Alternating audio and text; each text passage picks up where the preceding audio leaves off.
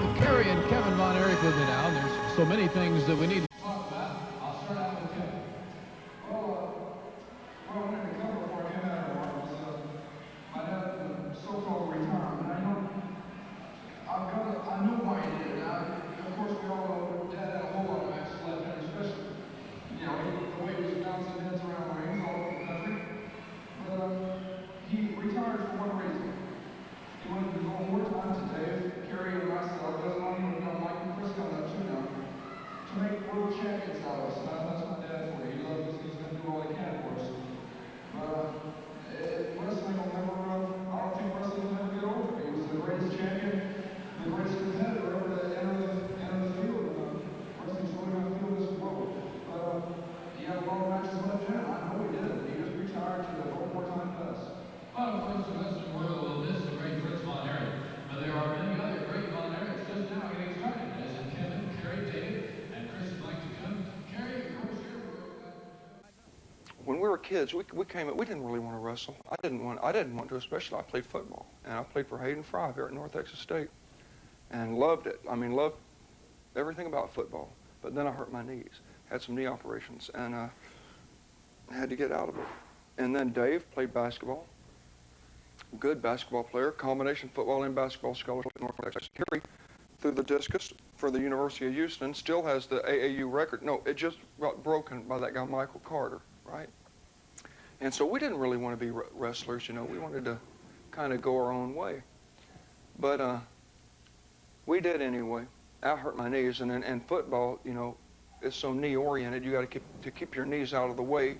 And wrestling, you just go to your belly, shoot your knees behind you, and you go to your belly. And you can't do that in football. All blocks and tackles are right at the knees, and so my knees were just not going to be able to take football. In fact, the Cowboys trainer told me that my knees wouldn't pass their physical. That was a real blow to me. I never wanted my boys to be in wrestling. I never dreamed it. I wanted those boys to have college educations, to go into some profession. I never dreamed they'd end up in wrestling. But as it turned out, what I didn't realize was that's the only life they'd ever known. And that's the only thing they could ever consider in their thinking to do was what their dad did. Even though I wasn't the most loved guy in wrestling, that's for sure, and those kids were raised having to fight somebody almost every day because of some match Dad had on television the week before,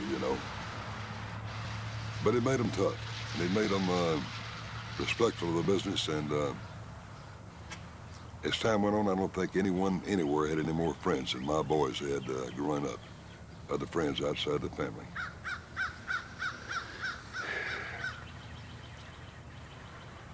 Kev, though, was an exceptional athlete, really the best all-around athlete I've ever seen in my life. Kevin could literally stand flat-footed the side of any one of my pickups and flat-foot and land standing up on top of that, on the very top of that cap. It seems impossible, and why I never got a movie or a picture of that, I'll never know. But just the way he was. Kevin could never stand not winning. He was the most horrible loser you ever saw in your life. And he had to be the best. He just had to be, that's all there was to it. I don't want to talk about how tough I am, and I did this and I did that, but one thing I did do, when I was in junior high, I got beat up all the time, and high school, it changed. And then in college, I was just plain good at fighting. But I made one point, that I never did fight if I was in the wrong. If I was in the wrong, I didn't feel like I wasn't motivated, I guess. I tell my son this too. If you ever have to fight, then you make sure you're right. Because if you're right, God will protect you. You will win. You'll come out on top. But if you're not right, then and your motives aren't there, well then you can forget it. Because I'm not going to say that I would get beat up if I was in the wrong, but I just wouldn't fight if I was in the wrong. And that's pretty much wrestling, that was pretty much how it was. I mean, a lot of these wrestlers thought, the Von Erichs had it easy because my dad handed the business down to us like he did, and I was the oldest. And I knew it was right. I knew how hard I worked. I knew how much my brothers worked, and what we were accomplishing was no fluke. We earned it. We worked real hard. And so when we get taught from wrestlers, smart remarks in the dressing room before the match, we'd get on it. And that's how we got our reputations. Okay, I had 5 brothers. Actually, there were 6 of us. Jackie was the oldest, and Jackie was electrocuted in 1959 in New York, and I was the second oldest. Jackie that here was a real scrappy, good, healthy, real fine, strapping example. He was a good, real healthy boy. And he was electrocuted, and that just, what that would do to my dad. It made him a really ferocious wrestler is what it did. That's what gave my dad the name. He had a fury inside him that, I guess it came out because it wasn't until after Jackie died that my dad turned into the king of wrestling, in all countries. And there's no doubt about that. Anybody that ever watched him wrestle knows I'm right. I used to go with him to the dressing room. I'd come from the dressing room to the car, and all the bad guys that would come out of the dressing room would be, the fans would be boo, boo, they'd be booing him. But not my dad. When he came out, they were quiet and polite. So they were afraid of him. Anyway, then there was me, and my brother Dave was behind me. Now Dave was 6'7", about 270 pounds when he died. Dave was a kind of an athlete Dave was real tall when he was in school, in junior high school and high school, and didn't get along very well with girls because he didn't have much self-confidence. He was like 6'4" in 7th grade, and wore a size 14 shoe, and he was almost, he didn't feel like he fit in. He was shy, and so Dave had a pretty rough time with the bullies too, and Dave grew out of it though. He was a really good athlete, and went to North Texas on a football and basketball scholarship. Then my brother Kerry came out, and Kerry was stocky and healthy, and Kerry pretty much had been throwing the discus in high school. My dad taught him. My dad used to have the record in SMU for the Southwest, when they were in the Southwest Conference, for 168 feet, I think, and back then that was a really good throw, and it was the record. And so Kerry wanted to throw the discus like Dad. And in one year, Dad and Kerry working with that discus, Kerry was a world-class thrower, and the Olympic coach for the Olympic team was the coach at the University of Houston. He had to have Kerry come down there. Kerry did, and he wound up setting the AAU record down there and just going as far as you could go with the discus. But that was the year that Jimmy Carter boycotted the games, the Olympics. They got mad at Russia for something, who knows what, some political thing. And so we boycotted it, and Jimmy Carter, I don't know if he's ever had a jock on in his life, but he could really he ruined a lot of people's lives. You work as an athlete, you only have, about this much of a window to perform. And when Kerry got there, he's at this peak in his career. He can't compete against the Russians and the East Germans and the people that are on his level, because of a political thing. Carter did that, and I'm not happy about that. None of the family is, but that's over. Anyway, I better get off it before I say something I shouldn't.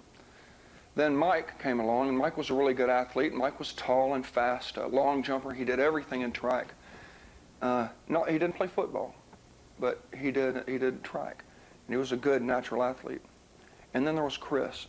Chris didn't get as big as we did. Chris had asthma, and there's an asthma medicine called prednisone that is a steroid, but it doesn't work like you might think. It's a steroid, I guess, in the other way. It stunted his growth.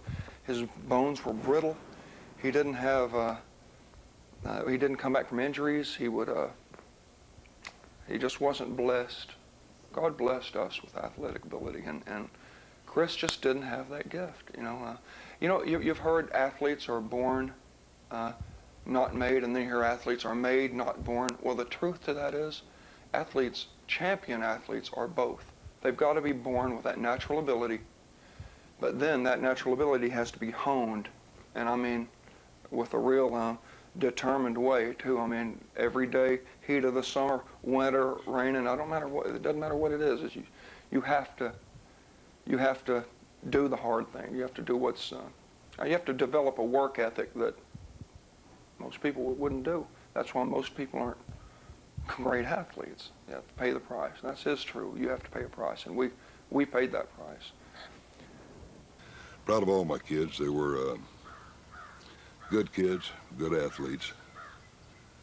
They're all not here anymore, but I think of each and every one of them every day.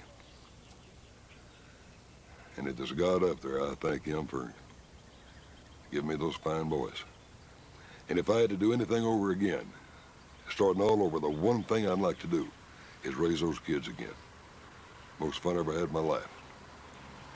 I got married pretty young, and my brothers pretty much lived the bachelor life, and I did, I enjoyed the bachelor life too. But when I got married, it kind of, I had direction then. I don't know how to describe it, but instead of just getting on a plane, getting into the town, and just having the show, and then just partying until the next show, no more of that for me. I was just pretty much just business. I had a family to support, and so that's what I did. I looked at wrestling as just a job to make money, and that's what I did. Well, Kerry didn't have that, and Dave didn't, Mike didn't have it, neither did Chris. And I'm alive, and they aren't. And I got a feeling that's a whole lot to do with it, because what I had was a family, was something that lasted, something that you could, like an anchor, something that would keep me sane. And and it was a world that was just so turbulent, like being in a hurricane the whole day, every day. Radio, everybody wants to be your friend. You have anything you want. It's like, I couldn't describe it on this camera. I couldn't do it, but I just tell you that I think that's what kept me sane. It gave me a little grip on what's real and what's good, because let's face it, that's nature. That's what's proven to work, and it worked for me. Here I am. The first time I saw him was, I was 14, and my friend and I were walking down the street to with one of Kevin's football teammates. This boy was in high school, but we were in junior high.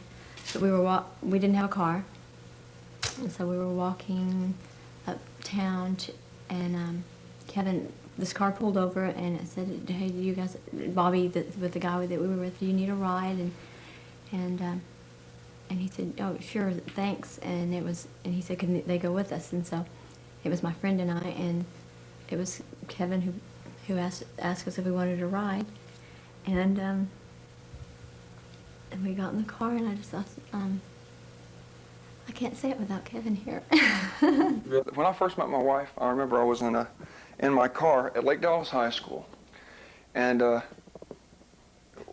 juniors and seniors, a lot of you guys may know, we would kind of watch the freshman class, the new girls coming through, the young blood coming in, and I looked over and I saw this real pretty dark-haired girl walking along, and I didn't, know that I was going to marry her or anything like that, but I did think she was special, and so I made it a point to meet her.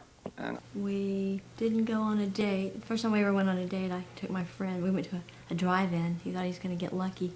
So we took my friend, and she sat in the middle. And I don't even know if he remembers. I'm staring straight ahead, because he had a really bad reputation.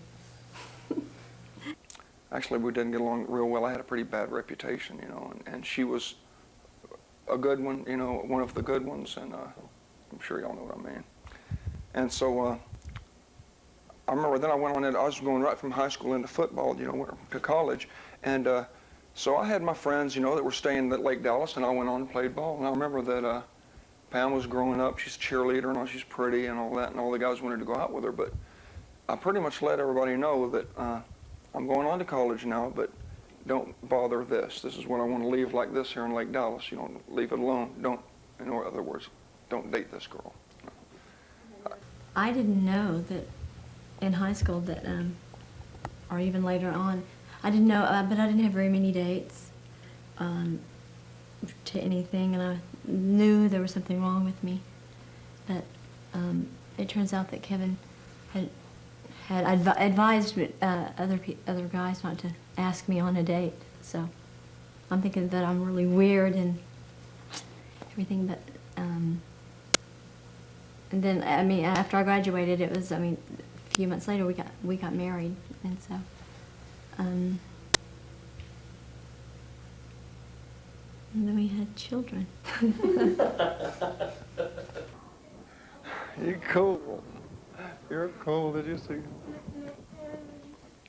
So I was telling you earlier, I have 4 kids, and my oldest is Kristen, who's a sophomore now at Ryan High School, and she's brilliant. She's a real smart kid, and she's beautiful. She's got everything going for her. She looks exactly like me. That's the only thing against her. And then there's my next is Jill, and she's a beautiful girl, just gorgeous, and she's so free and cares. She's just a beautiful, free spirit. She's just wonderful. And then I have 2 sons, and these 2 boys are just like Dave and I were. In fact, Carrie too, and Mike. They're a mixture of all 4 of us, and it's really neat to watch them interact with each other, because it reminds me of little things that happened when I was a kid, like you couldn't make Dave cry, for one thing. And he's just, I don't care what it was, he didn't cry. And that's the way one of my boys are. And no matter what, he's just so healthy. Like, for instance, my wife Pam was going to take a sticker out of his foot the other day. It's infected. Turns him over and looks at his feet, and it's wall-to-wall stickers. There's one every centimeter. It's just his whole, and he doesn't even stop to pick them out. The kid's just like Dave, exactly. But then Ross is just like me. He's a thinker. He doesn't want to hurt people's feelings. And that's how I am, believe it or not. I'm a nice guy. And but if you wrong him, if you cross him, well then he can really get medieval on you. What are you going to be when you grow up? Wrestler, but before that I'm going to be a football player. Who you want to play for? I'm going to go all the way for the Falcons until, and then it's going to stop at high school, then I'll have to play for the Eagles. But wrestling was very, very good to me. I'll never forget it. I've never been rude to a fan in my life, and I never will be, because they gave me and my family everything we have ever had. And I'm always amazed at how many people still remember the Von Erichs. Everywhere we go, it's the same thing. You know, like right now, here I am looking back on all of it. It's almost like I want to say, you know, it happened so fast. It was like we're just kids getting in the ring and doing what our dad taught us to do. And then all this happened with Israel, and I mean, meeting presidents and kings, and I mean, it's like it shouldn't have happened, you know, but it did. And so it's like I want to sit back and say, whoa, what was that, you know? But it's because it's over now. It's not going on like it was, but it was fast and furious, and it was a hell of a ride. It was a lot of fun. Kevin trying to put the claw hole on the dragon. He is thrust away by the mighty hands of this Oriental wonder, and still trying to go for it. Now he has the claw on the abdomen. The abdominal claw that his father, Fritz Von Erich, the master of the iron claw, taught to all the youngsters. And right now, good position here. He's got good leverage. Got to protect himself, though. Got to keep those fingers out of the eyes. And that judo chop broke it. That judo chop did it. It's awfully hard to put a claw hole on either the kabuki or the dragon. Dragon very successful in fighting off the claw to the head area, but left himself very open to the midsection, and Kevin Von Erich seen an opening, took advantage of it.